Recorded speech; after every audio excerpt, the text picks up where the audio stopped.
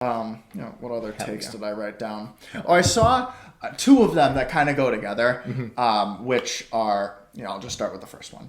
I saw a poll of who is your favorite Arya character? Oh, hell yeah. And it only had three options, and it was Akari, Alice, and Aika. And Akari only had 54% of the votes. Oh, yeah. It's like, she is the entire story, and everything in the story runs through her. She's the entirety of Arya. She's the only actually good character at all. Oh, yeah.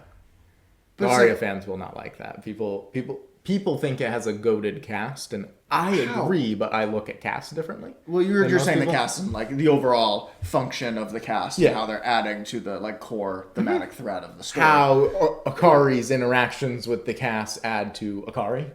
Sure. So like the cast is good in that regard. I mean, I like all of the characters, but it's like, another thing that I was thinking would be a good thing to almost like preface videos like this with is if your reason for liking characters or thinking any of the things that we're saying are bad, or just thinking anything in general is like the reason that my mom is a Saints fan, or that our mom is a Saints fan. Just your mom. Yeah. You're gatekeeping our mom. I am.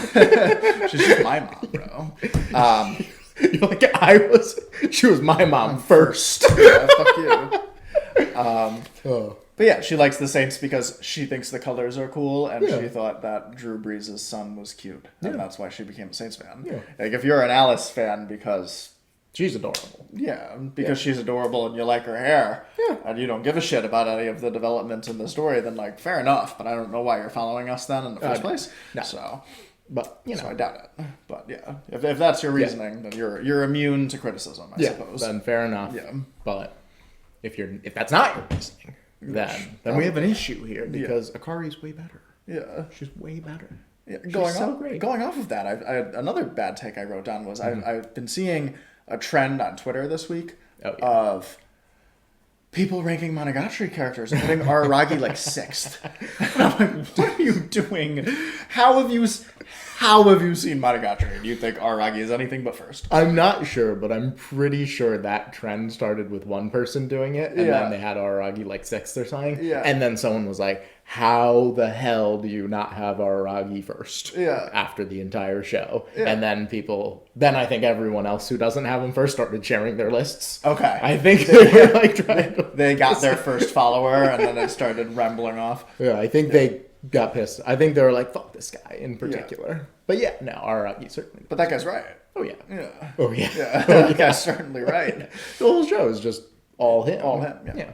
And all of the other characters have individual arcs, but most of them are also adding to Araragi. Oh yeah. And the entire show was adding to Araragi, and he's the reason why Monogatari is nearly as good as it is. Yeah. Yeah. Nearly. Yeah. Yeah. There's a reason it is as good as it is. Well, yeah. Hell yeah. Gotta love. Yeah. No. He's kind of a creep. Oh yeah. He's pretty sick. Gotta love his character arc. Yeah. That's what we'll say. Yeah. Araragi character development, super sick. Really good. Yeah. But yeah, it is weird that people have just... I mean, me, I have such a big main character bias. It's just kind of weird for me when anyone has a side character above a main character. Yeah. I'm just like... But there's reason for that.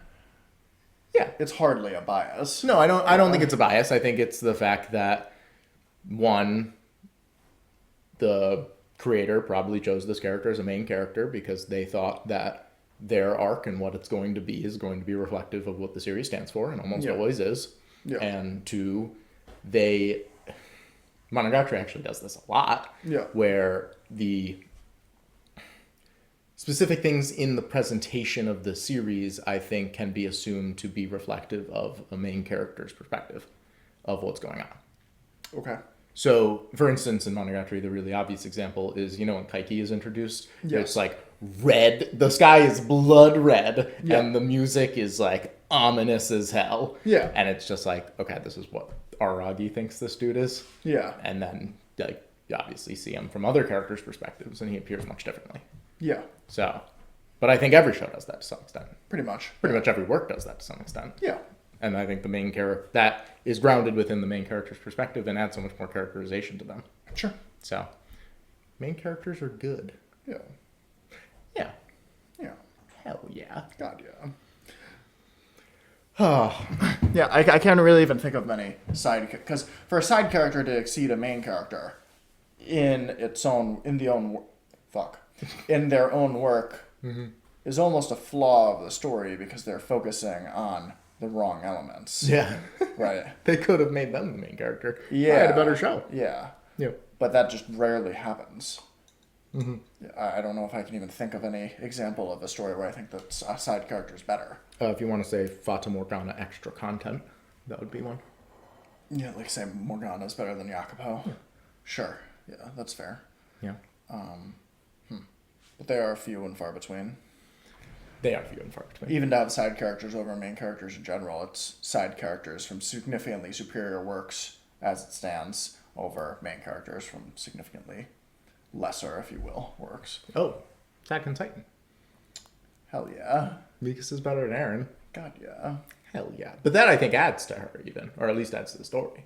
Yeah. In like the shift in focus, I think, is sort of commentary on the what Eren is. Yeah. Because having Eren be the main character and be this sort of system of oppression, and like a cycle of abuse. And be the hero. Yeah. And then her to break from that as not the main character. Attack on Titan also has a lot of like direct commentary on like main character syndrome and the like I don't know if you remember the training leader from I believe the third episode. The one where like Eren's trying to like balance in the ODM gear. Yeah. He has a significant bit on commentary of his like main character or side character syndrome, and talks. Yeah, interesting. He has an episode where he talks about how he would always look at Grisha Jaeger as being clearly like the main character of their story, like him and the group that he was a part of. Interesting. And how that was a major point of insecurity for him. Interesting. Yeah. That is cool. And that does tie in. Yeah, and that makes sense for Attack on Titan as a whole. And he's saying that, I think he's saying that to Eren too, when you hear it. Or saying it to like the core group, like Eren, Mikasa, and Armin. Interesting. Yeah. That is kind of cool. Yeah.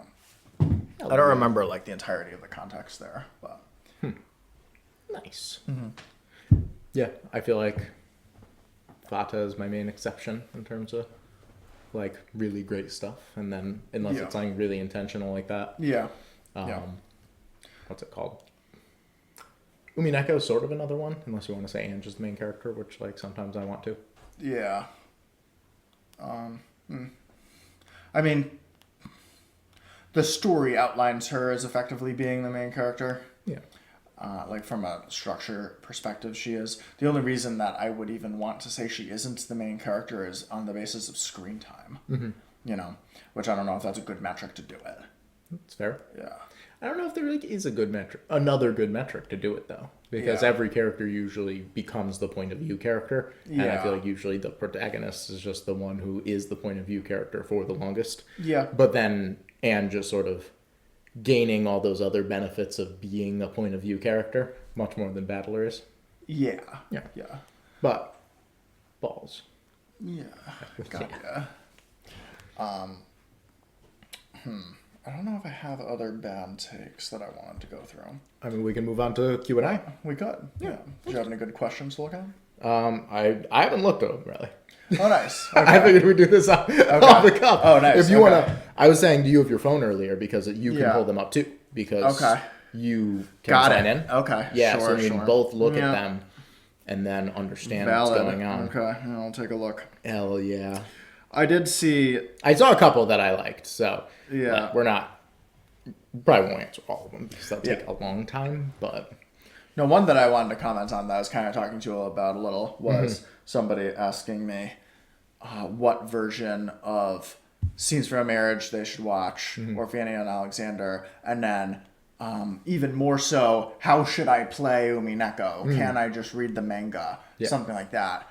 And with Scenes from a Marriage or Fanny and Alexander, I always just say, just watch the damn long version. Yeah. Because you're putting yourself in a lose-lose if you watch the short version. Either you don't like it and you have to wonder, did I not like it because I missed out on half of the damn development of the movie? Yeah. Or you like it and then you have to wonder if you shortchanged yourself and you would have liked it a lot more if you had a lot more development and movie in your movie. Hell yeah. Yeah, and then with Umineko, I haven't read the manga, but Yeah. The tough thing with Umineko, though, Yeah. and I don't think I'm a good judge of this because Yeah. I, like, kind of did this to you with Fate, yeah, is so much time's wasted that, like, yeah, there's a chance, but I probably wouldn't chance it, if you will. Yeah. You know? Yeah, no, there's a chance. I'd have to read, and if I read the entirety of the manga for Umineko and just thought it was outright better, because I think episode 8 is outright better than in the manga. But if I went through and read the entire thing, but I doubt it, because like we were talking about before, just based on how many volumes are in each episode, it seems very unlikely that it's actually adequately covering everything. Yeah. So people ask all the time, like, can I just read the manga because it's shorter? I'm like, probably not. Yeah. Plus, I read Beatrice's climax. Yeah. Which I guess all the Umineko fans will be like, Beatrice doesn't have a climax. She kind of just has like a billion scenes that are all equally better than everything else. Yeah. But I read Beatrice's climax in the manga. Her actual climax. And I thought it was a good bit worse. Oh, really? Which is kind of wild because like it is already disappointing. Yeah. But yeah, fair. I thought Beatrice's climax was like a good bit worse in the manga. That's sad. Yeah. Yeah. Because I was kind of hoping, because you were hopeful that it would be better. Yeah. And it would actually improve your opinion on her. Yeah. And I was also hopeful of that. Yeah. Yeah. Because she definitely could be like one of the best characters ever. She could live up to the hype if her climax was better. Yeah. just Yeah. No, she's definitely a climax lacking character. Yeah. All of her structure and detail and everything like that is there. Mm-hmm. I feel like pretty well attached to Beatrice as a character too. I like Beatrice quite a bit. Oh yeah. She just doesn't drive the point home. Yeah. Nope. All right.